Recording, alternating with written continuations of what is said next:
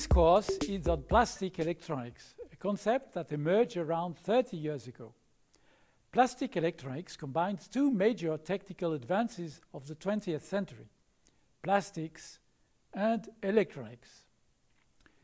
In the year 1907, the American chemist Leo Baekeland invented the first synthetic polymer, a resin called Bakelite.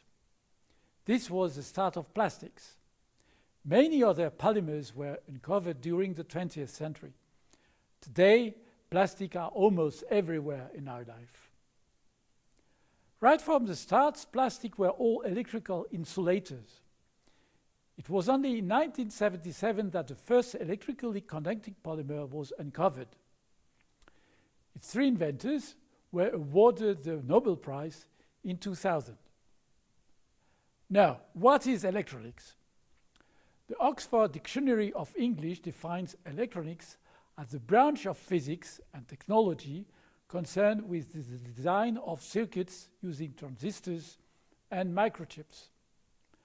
Commonly, electronics is perceived as a medium for the treatment and transmission of information. Most modern living would be impossible without electronics. Computers, televisions, mobile phone, and satellite navigation all rely on electronics. Electronics is everywhere. Electronics emerged at the outset of the 20th century with the vacuum tube. Then came the silicon age that started with the invention of the transistor in 1947, but actually developed only in the 60s.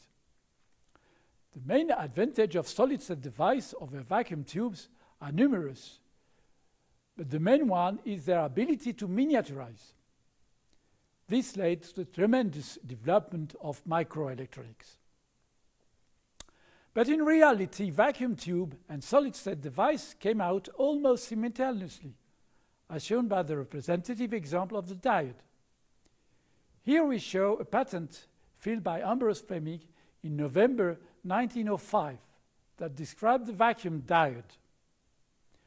A vacuum diode consists of two electrodes, a cathode and an anode, inside an evacuated glass bulb. The cathode is linked to a heated filament that emits electrons.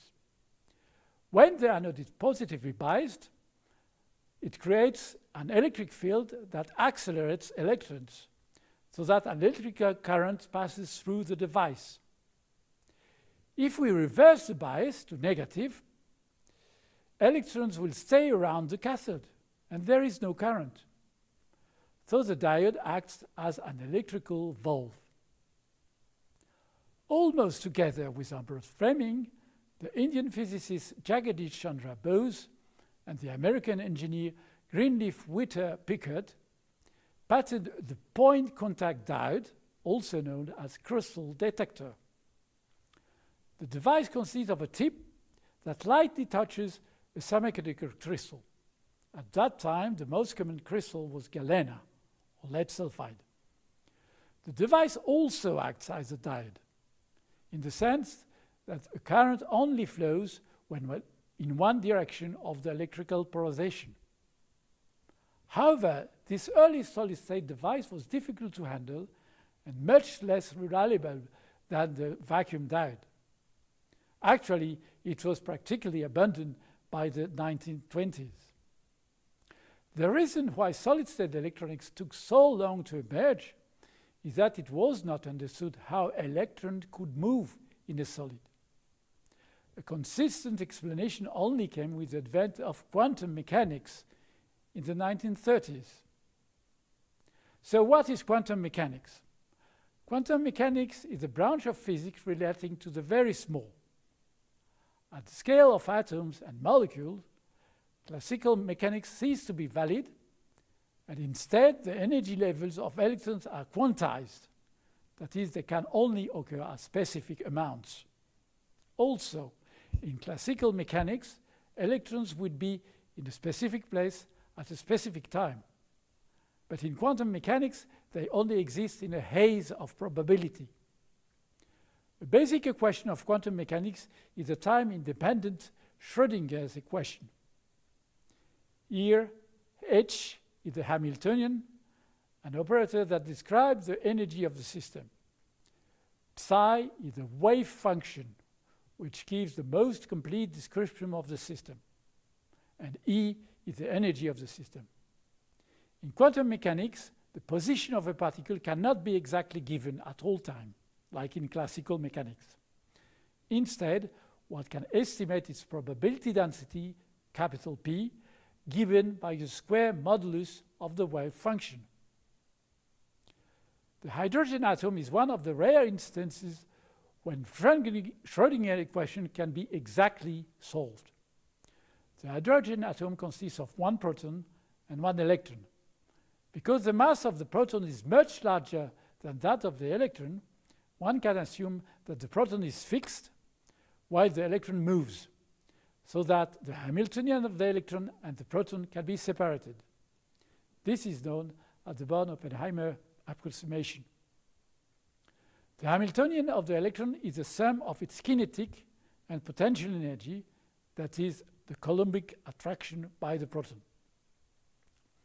The solution involves three quantum numbers that are exact integers.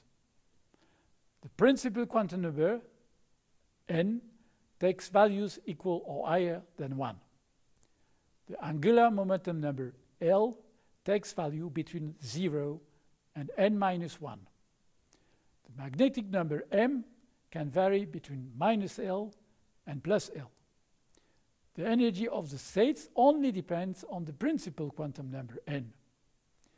The wave function can adopt various symmetries depending on the values of the angular momentum number.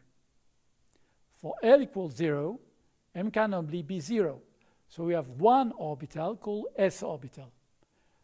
The orbital has a spherical symmetry, so the probability density is isotropic along all the directions of space. For L equals 1, n can have three values, minus 1, 0, and plus 1. We have three orbitals, each of which can point along each of the three directions of space. These orbitals are called p orbitals. For more complex systems, there is no exact solution to the Schrödinger equation. So instead, solutions are sought as linear combination of atomic orbitals, LCAO. An example of interest is the dihydrogen cation, which consists of two protons and one electron. The wave function are no combination of the atomic orbitals related to each proton. The combination can be symmetric or antisymmetric, depending on whether it is the sum or the difference of the orbitals of each proton. In the first case, the wave function has a finite value everywhere between the two protons. In other words, the electron is shared by the two protons. Conversely, the antisymmetric orbitals falls to 0 in between the two protons.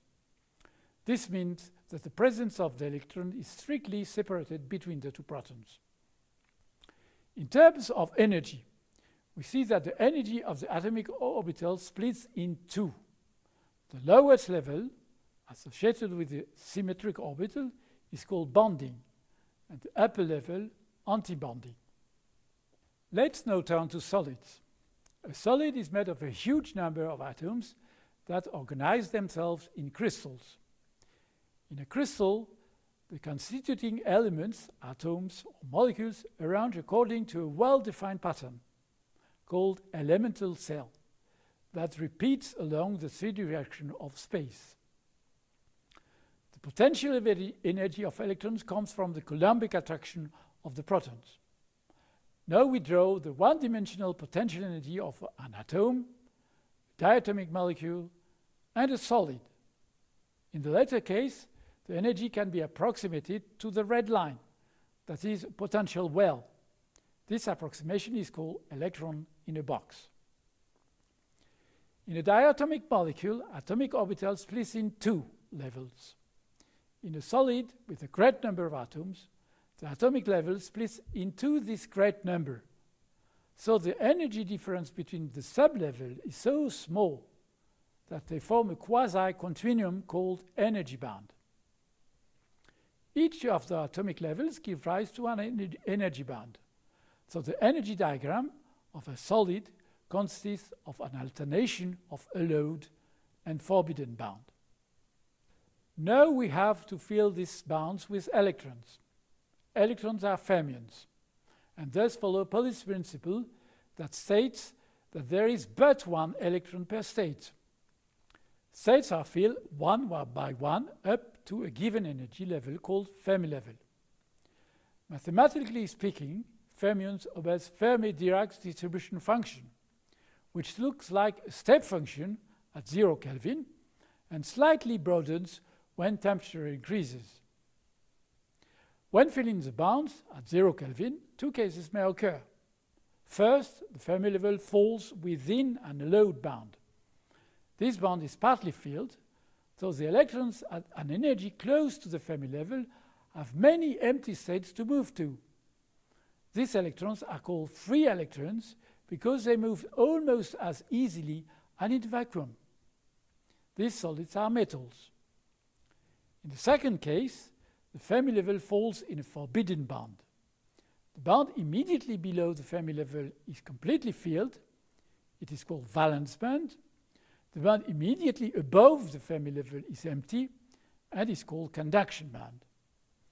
Electrons in the valence band cannot move because there is no empty space, while there is no electron at all in the conduction band. So electrical conduction is impossible. These solids are insulators. When temperature is raised, the Fermi distribution slightly broadens. So now we can make a distinction among insulators depending on the magnitude of their energy gap. With a wide energy gap, the solids still behave as an insulator. However, when the energy gap is small, the slight broadening of the Fermi distribution makes it possible to promote a small amount of electrons on top of the valence band to the bottom of the conduction band, thus making possible electrical conduction. This defines a new class of solids, the semiconductors. In summary, quantum mechanics allows for a clear distinction between metals and insulators. A metal contains a huge number of free electrons that move almost as freely as in vacuum. The distinction between insulators and semiconductors only intervenes at temperature above 0 Kelvin. A semiconductor is an insulator with a small energy gap. Its conductivity lies between that of an insulator and that of a conductor. Importantly, this conductivity is highly changeable, as will be shown all along this course. It is this unique property that makes semiconductors a mandatory component in solid-state electronic devices. I thank you for your attention.